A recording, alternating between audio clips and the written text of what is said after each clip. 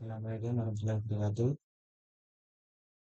Di sini saya akan menjelaskan hasil dari pekerjaan TS saya untuk mata kuliah ketika profesi bidang teknologi informasi.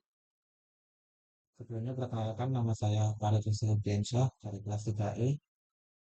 Langsung saja ke soalan pertama, yaitu jelaskan perbedaan mendasar antara etika dan hukum atau konteks profesi teknologi informasi. Lalu berikan satu contoh kasus di mana suatu tindakan dalam pengembangan software dianggap melanggar etika, tetapi tidak melanggar hukum atau sebaliknya. Langsung saja ke penjelasan. Untuk perbedaan pertama, yaitu dalam segi pengertian. Untuk mengenal sendiri, untuk etika adalah aturan moral tentang perilaku profesional.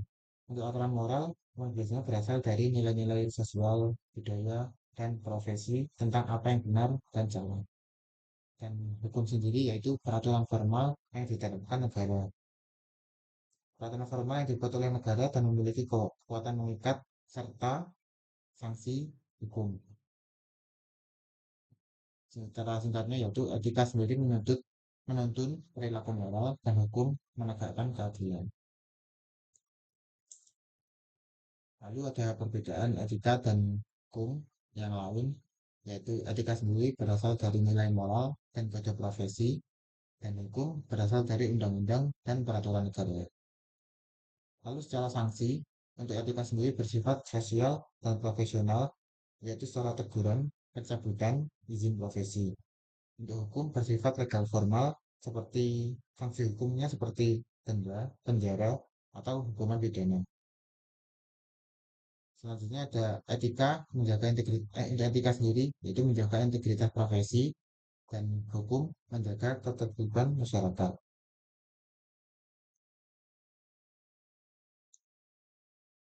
Selanjutnya ada contoh kasus, yaitu seorang pengembang aplikasi mengumpulkan data lokasi pengguna untuk meningkatkan rekomendasi konten tanpa meminta izin eksplisit.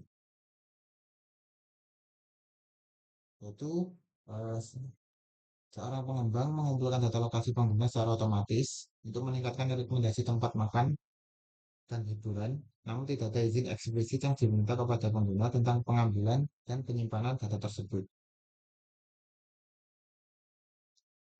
Secara hukum, tindakan ini belum tentu melanggar karena pengguna memberi izin umum saat instalasi aplikasi, tetapi secara etika profesi, hal ini melanggar prinsip privasi pada kode etik ACM pasal 136 karena pengguna tidak diberi penjelasan jelas dan tidak menyadari bagaimana datanya digunakan. Secara kasus ini menunjukkan bahwa tindakan yang sah secara hukum belum tentu etis sebab etika menuntut adanya transparansi dan persetujuan sadar diri pengguna. Itu saja dari penjelasan dari nomor satu soal nomor satu. Selanjutnya ada soal nomor dua, yaitu pilih salah satu prinsip penting dari kode etik profesi teknologi informasi, misalnya privacy, confidentiality, integrity, atau public interest.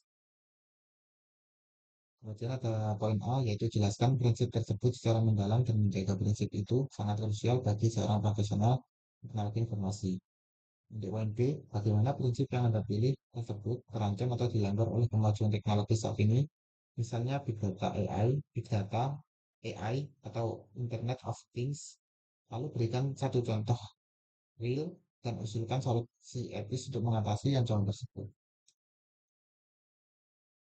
Untuk prinsip yang saya pilih adalah integritas. Integritas sendiri adalah kejujuran, tanggung jawab, dan konsistensi antara nilai moral dengan tindakan profesional.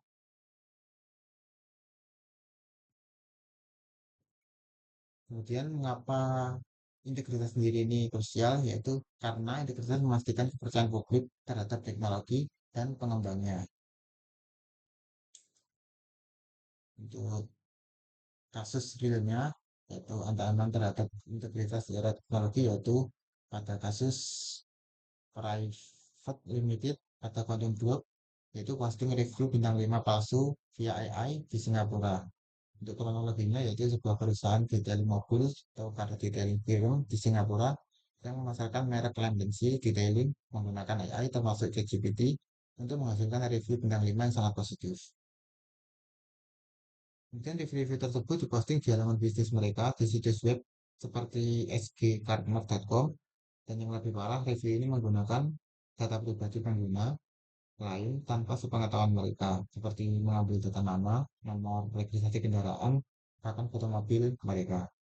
Kemudian ada setelah pengaduan dari seorang pelanggan yang melihat bahwa tulisan atas namanya muncul tanpa izin, melakukan ECCS melakukan penyelidikan dan mengkonfirmasi ada beberapa orang lain yang mengalami hal serupa. Kemudian perusahaan tersebut mengakui perbuatannya dan menghapus review palsu dan memberi komitmen kepada CCCS menghentikan praktik review palsu, menyediakan saluran umpan balik atau feedback agar pelanggan bisa melaporkan review palsu, memberitahu pelanggan yang datanya digunakan, dan memasang pemberitahuan publik di forum yang terbaik.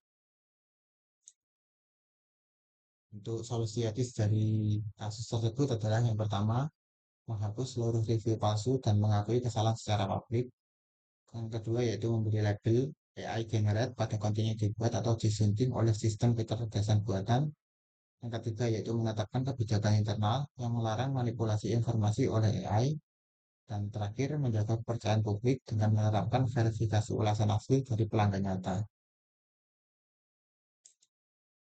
Kemudian ada dasar referensi dari data yang saya kumpulkan dari penjelasan tadi. Yang pertama ada kode etik ACM, Association for Computing Machinery. Di sini saya mengambil pasal 1.3 yang berisi be honest and trustworthy. Yang kedua yaitu pasal 1.6 tentang respect privacy. Kemudian yang kedua, Undang-Undang Informasi dan Transaksi Elektronik UU ITE nomor 11 tahun 2008. Yang ketiga ada artikel pendukung. Yang pertama ada ethical issue in AI and data privacy, Journal of Information Ethics tahun 2022. Yang kedua ada AI transparency and integrity guidelines IEEE Ethics in AI Report tahun 2023. Yang ketiga ada Singapore Triple CS issues warning to car detailing firm for posting fake AI generate customized 5-star reviews dari Insights Plus, Baker McKenzie, tanggal 11 Agustus 2020. Baik, mungkin itu saja penjelasan dari saya terkait QTS dari mata kuliah ketika profesi di bidang teknologi informasi. Mungkin juga ada salah kata dan perbedaan, mohon dimaafkan. Kurang lebihnya mohon maaf. Assalamualaikum warahmatullahi wabarakatuh.